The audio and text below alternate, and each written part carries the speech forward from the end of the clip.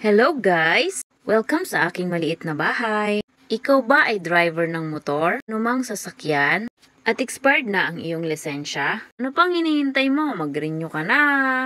So ayun guys, kagagaling lang namin ng aking kapatid kahapon sa LTO. Kaya kung ikaw ay nagtatanong kung ano ang requirements sa pag-renew ng lisensya, magkano ang babayaran dito, ang video nito ay para sa'yo.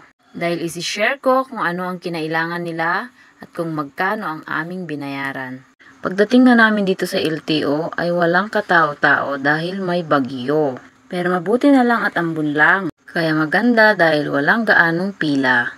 Kaya naman ang bilis naming natapos at nakuha din namin agad.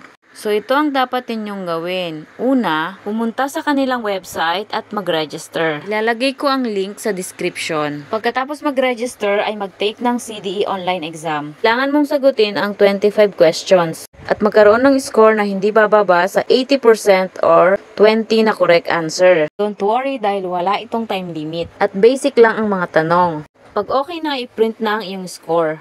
Pero kung hindi kayo nakapag-online, pwede rin kayo mag-exam sa mismong office ng LTO. Libre lang ito at walang bayad. Ang pangalawang kakailanganin ay ang medical certificate.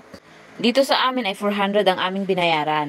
At pag okay na yung dalawa ay pumunta ka na sa office ng LTO at mag-fill up ng form na ito. Pag okay na yung tatlong yan, ipasa mo na at antayin mo na ang payment.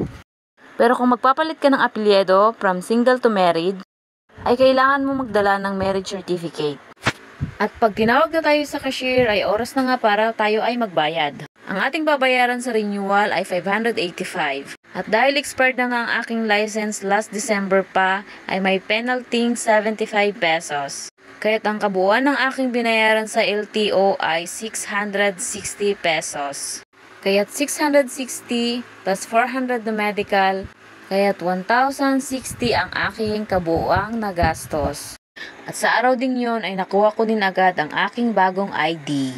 Kagandahan pa ngayon kapag nag-renew ka ng ID at wala kang kahit anong huling violation, 10 years na ang validity ng iyong license. Kaya naman dahil wala tayong kahit anong violation, ay 10 years na ang validity ng ating ID. Pagkatapos ko nga itong MI-Day ay maraming nagtatanong kung ano ang mga requirements. Kaya naman nagawa ko ang videong ito.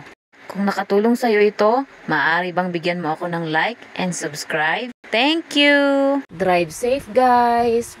God bless! Bye-bye!